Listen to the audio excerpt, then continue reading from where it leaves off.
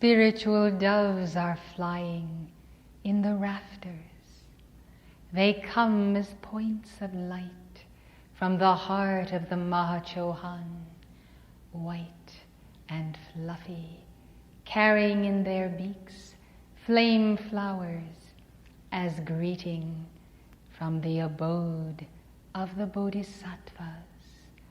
For there I am, keeping the flame of Gautama Buddha, and here I am, keeping the flame of the Buddha of your heart, who is to become the one who is the bearer of the seed of light, even of Alpha. Meditate then, beloved, upon the most beautiful light of the Buddha meditating within your heart. Your heart is not only the abode of the Buddha, as the Eastern and the Western Shambhala of the inner retreat. Your heart is a fiery galaxy where angels meet to contemplate the mystery of the Word. Thus, all inside there, in the inner retreat, is the unfolding of mercy's flame flowers, and from heaven, roses and bowers of light.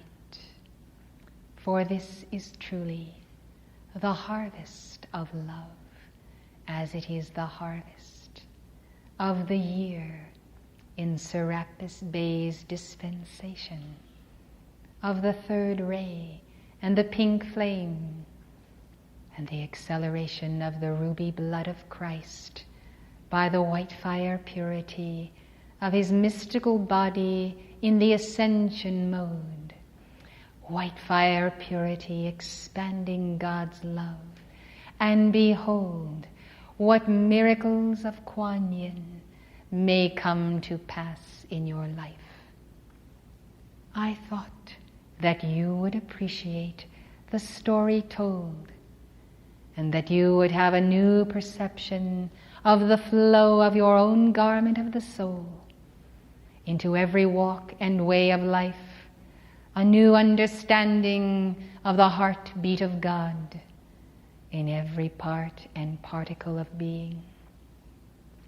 I thought, too, there might come to view, at least within your soul and the etheric memory of your heart, O fiery heart, a remembrance of your own long journey, and perhaps an inkling of why you have tarried so long.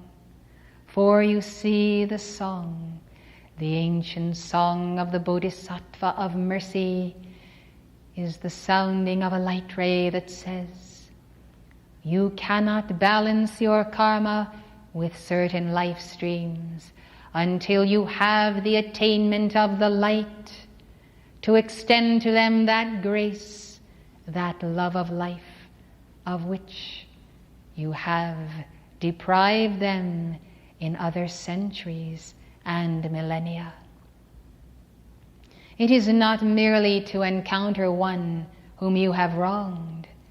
It is to encounter that one with a song of mercy, with the understanding of the mantle of Avalokiteshvara, descending into the depths of darkness to find the soul of light that has fallen, perhaps by the neglect of some son of God. The Amitabha Buddha even would, if he could, go after the lost karma in the lost souls in your behalf. Do you know that even now bodhisattvas of the East at inner levels are gathered round the great Lord Gautama, Lord of the world, asking for dispensations to uncover those life streams whom you must encounter, whether directly, heart to heart, or indirectly by your service to the great white brotherhood. They would uncover souls for you.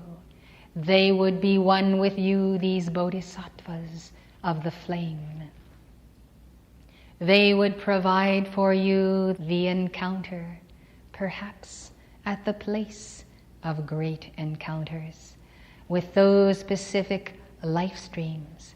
Perhaps they have not changed in long, long centuries, but what is important is that you have changed, not for the sake of mere change, but for the path of attainment.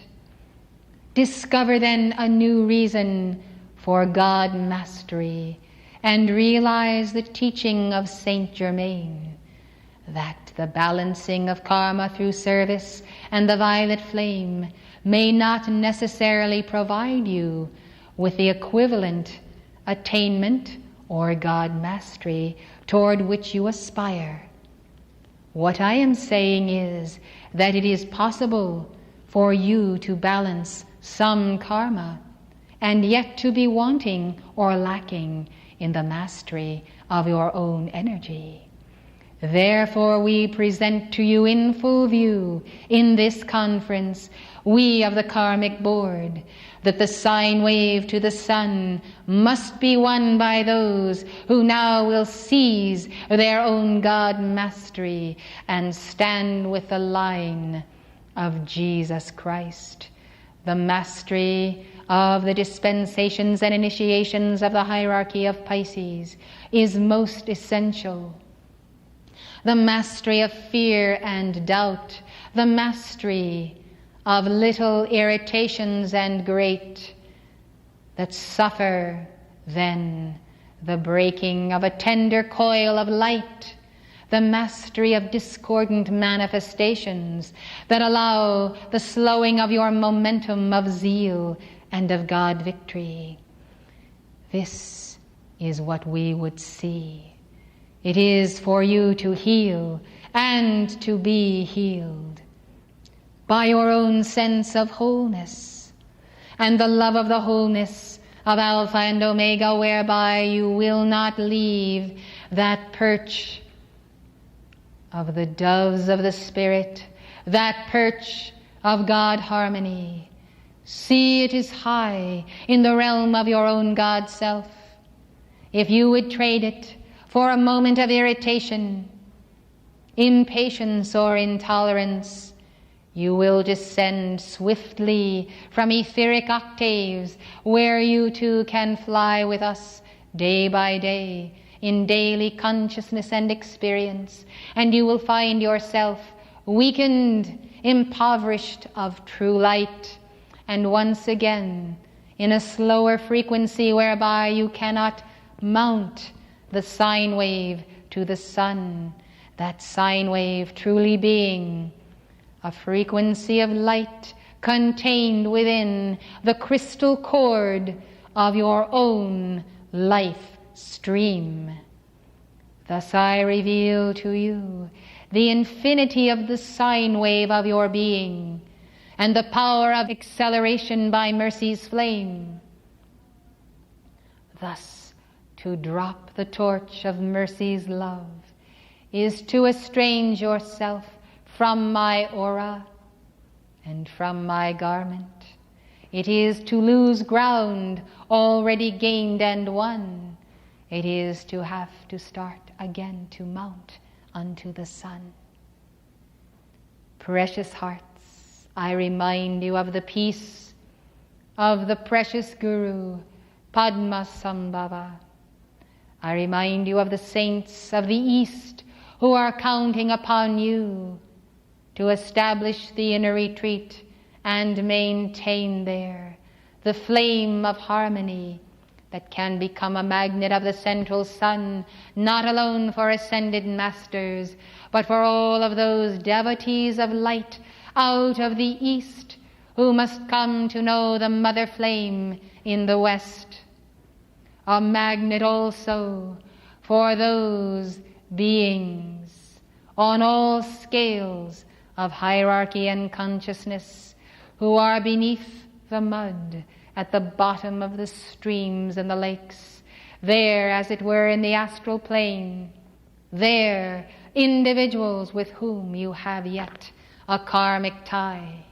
We would that the harmony of life within your being might quiver as a mighty bow of light, and that bow of light, as a quivering sound of the cooing of the doves, might woo to your heart and to your home this or that life stream for the paying of the debt, for the rendering unto wholeness, for the extension of a miracle of your own causal body and electronic presence that will come upon that one, even as it came upon the one who was called the second mother.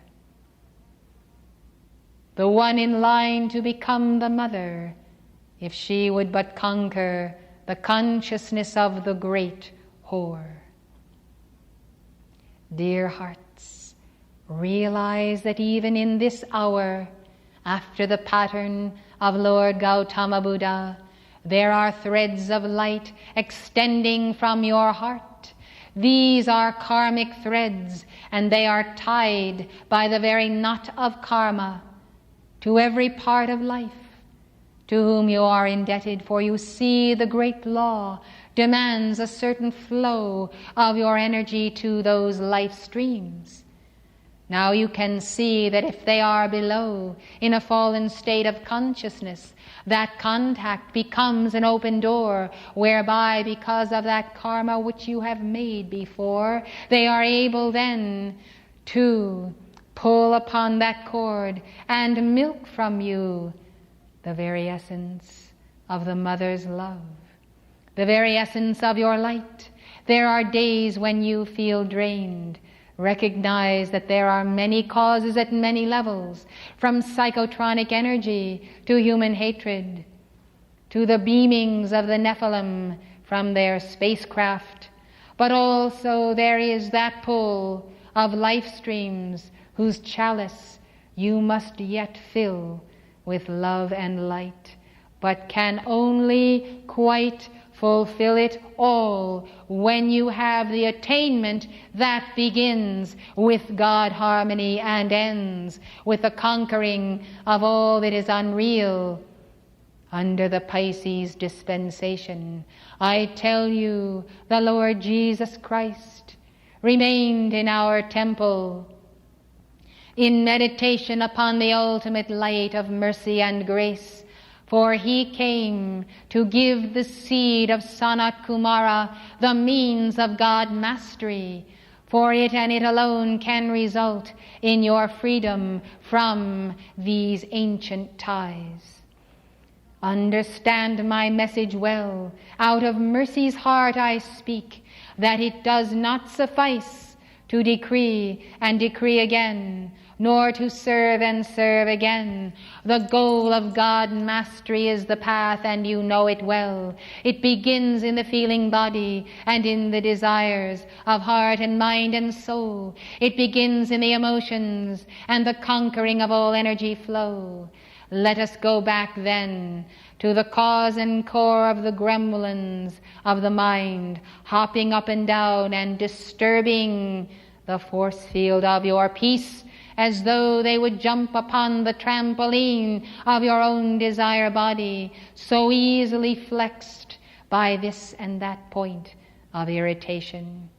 Irritation is the deadly enemy of the Chila on the path, so much so that I have instructed your messenger and my own to deliver to you a lecture on the very subject of how itself this irritation does invade the emotional body and there cause and precipitate into the physical manifestation every manner of disease itself. Why, even harmful foods you eat would not have the deleterious effect that they do were you to maintain the high frequency of harmony which I set before you as goal of mastery on the path, as necessary for the founding and the building of the inner retreat and even a new civilization. You see, you may be at harmony with yourself, but that harmony may have no thrust, no intensity of light. That harmony may simply be a human comfortability that has the capacity to give forth good feelings and the milk of human kindness.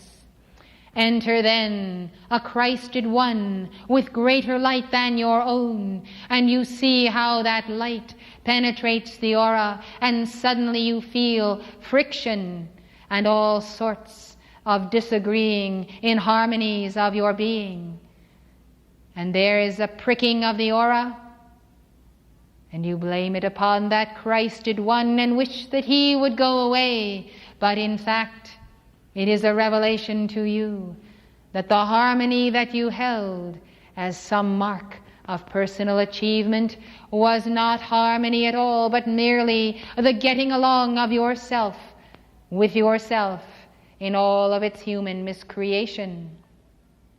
And after all, there are those birds of a feather who flock together, who are not spiritual birds of light, but astral fowls, who often create the fowls of life that cause you to be out of the game, out of the field of initiation, required to begin all over again when you just were about to seize a higher spiral of harmony by God control of mouth and word and feeling and all those things upon which you have been God taught for so long. As I meditated with the goddess of wisdom before coming to speak to you, and with the lords of karma who are most concerned for the protection of our chelas and their advancement on the path, beloved Theosophia said to me, why not give them in this hour of illumination's expansion this illuminating word on why it is necessary to pursue God mastery with striving as the parallel line to the daily balancing of karma.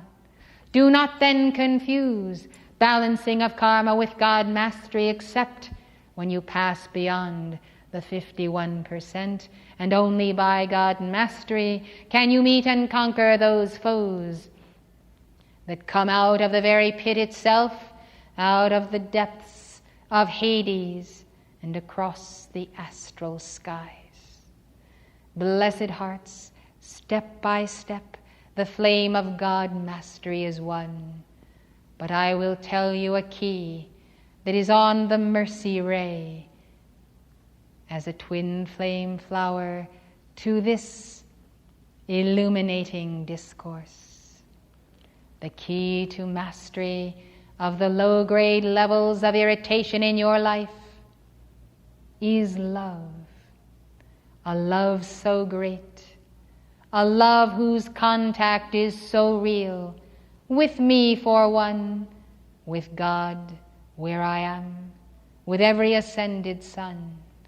A love so great that you cannot leave the bliss of our oneness to go out into the dark night of astral discord, or the irritation that is the grating of the discarnates and demons. Love, then, is the conquering of the path, an effulgent, overflowing mercy for all life. This is not mercy with evil or the evildoer. It is always mercy for the light locked in the very atoms of being everywhere. Mercy for God imprisoned by human hate and hate creation. You can love God so much at the very center of each part of life that you remain unconcerned by the most outrageous manifestations of anti-life and anti-God.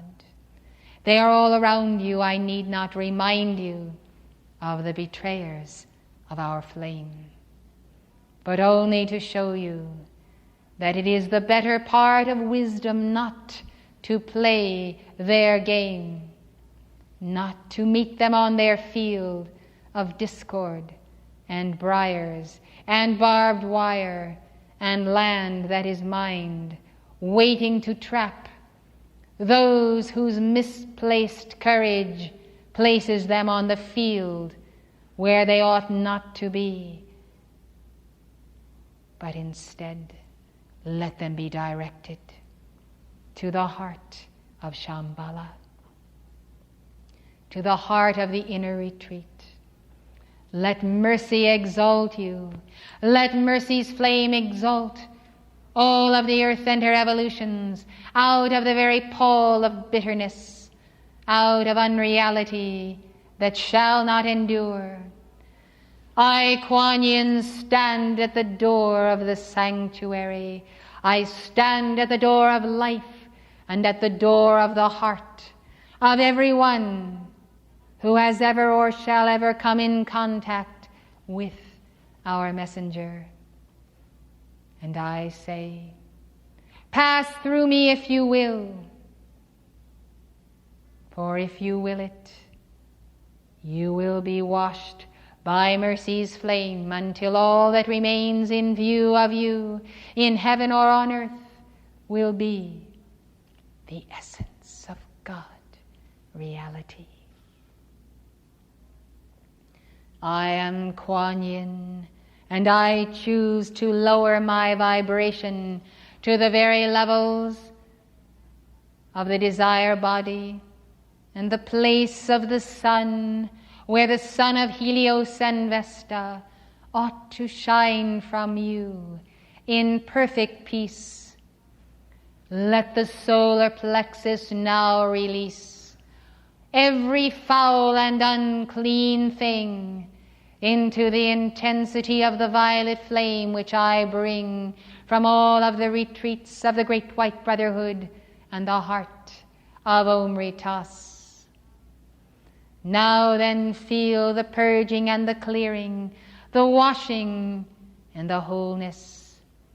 Let the place of the sun as the point of mastery of Jesus Christ and Gautama Buddha be in you, whereby the astral plane itself will dry up by the sacred fire you release and be swept away by the movement of the waters of the Word.